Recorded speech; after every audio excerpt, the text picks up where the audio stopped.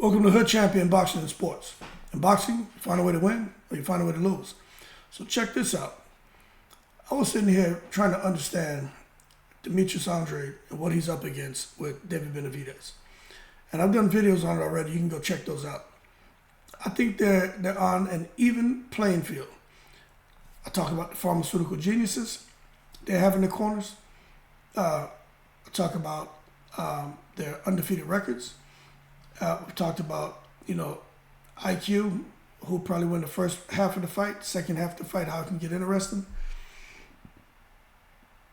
The uniqueness of Andrade being a two-weight division champion, coming up to 168 for huge opportunities, and getting, to me, the biggest threat at 168, and David Benavidez in the second fight at 168 pounds. But let me tell you something. Andrade and Terence Crawford are the same in a lot of ways. You look at Demetrius Andrade and his whole story, not really being able to get the fights that he wanted. Now, there's a few things that happened that we could probably look at Demetrius Andrade and said, hey, maybe you should have took that fight. But for the most part, nobody really wanted to fight him, right? Because he's that good. Got to understand who he fought as an amateur, who he beat as an amateur, okay? He beat a lot of people. But the problem is people who are watching this fight, Andrade against, David Benavidez, they're saying that he's never been on this stage. Benavidez has been there several times now. Andrade hasn't shown because he hasn't fought huge names, and he's not ready for the opportunity. That's the same thing they said about Terence Crawford. He's not ready for the opportunity that's being presented to him when him and Earl Spence finally signed that deal. Most people weren't. Let me watch what I'm saying. There were a lot of people who didn't give Terence Crawford a chance, but there were a whole lot of people who understood styles, and they were like, Crawford beat Spence with no problem. Not how easy he did, but they figured he would beat him. So my thing is, Crawford got an opportunity, and he showed everybody what he's about, right? And I think this could be the same situation where Andrade finally has his opportunity, and he's going to show everybody what he's about in a one-sided destruction of David Benavidez, or a one-sided beatdown of David Benavidez, if it goes to decision. Now look, there's a lot of flaws that we see with David Benavidez. Okay, footwork's not the best, head movement's not the best. His stamina is, I would say, respectable, but he loses those early rounds. It's just a matter of coming forward, cutting the ring off, trying to let his hands go. Demetrius Andrade has been there, done that when it comes to styles. He's so awkward. It's hard to get someone to emulate what Demetrius Andrade brings to the ring. Something else that I want to point out, and I'm telling you it's going to be an issue in the fight, is the reach of Andrade. Andrade has an extremely long reach. Matter of fact, let me tell you exactly how long it is, because let me pull it up and I'm going to tell you right now. Because I was just watching it, I was like, how is Demetrius Andrade able to keep his hands, all the way down, to his knees and get his jab off, and get his offense off? And then I realized the man, his reach is crazy. Just like Crawford has that, a freakishly long reach. So, here we go right here. So I'm going to look at his, and I'm going to look at, okay. So let's see what David Benavidez is now.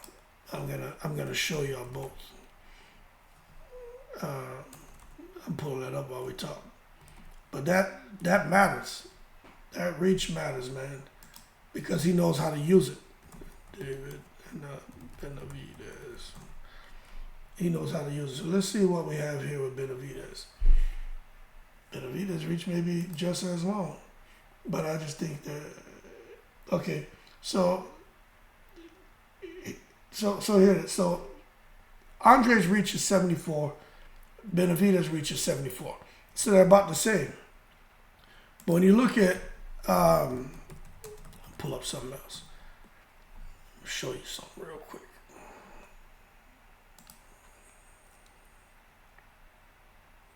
And then we look at Caleb Plant. His reach wasn't quite as long as David Benavidez, like 72 inches.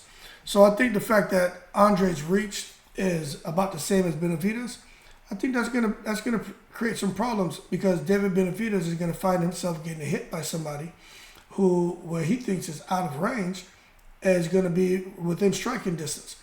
And Benavidez is gonna have some problems, because Demetrius Andrade will fight long. Benavidez doesn't really do that. I think Benavidez, what's gonna help Benavidez in this fight is a lot of pre-feints. A lot of pre-head movement, just things to get in. Just, there's no shots coming at him, but just making those feints, making those head movements with no shots coming at him, just to make sure Demetrius Andrade can't set his shots up. And then once you get in close, let your shots go. I think that's going to be very, very important. That's something a lot of people don't know about, are the pre-feints. You know what I'm saying? That is something in the pre-head movement. Those are things you're doing, although there's no punches coming at you, you're doing that just to keep your opponent guessing and to get closer. If Benavidez can do that, I think he'll have some success. But I truly believe this could be the coming out party for Andrade. And imagine if he beats David Benavidez the way a lot of people are predicting he's going to. Same way with Terence Crawford and Earl Spence. But that being said, we'll have to wait and see. I'm not taking nothing from David Benavidez, because there's obviously something special about him. People are talking about with David Benavidez, you got to understand he didn't have all those amateur fights like Andrade, and that's why he's going to lose. To that, I say hold your horses. Let's not take it to the stupid. We got to be fair here. David Benavidez, his dad chose not to put David Benavidez in those amateur circuits. He had him in the gym sparring. He got his experience from sparring in the gym. David Benavidez was sparring professionals, man. The Triple G's and those guys as a teenager. Okay, so there should be no surprise of why he's been able to do what he's done as a professional boxer, because he just had the luxury of having access to, really good professional fighters for him to spar and get better with at a young age. He didn't have to go out on the amateur circuit and waste money and burn energy and waste time.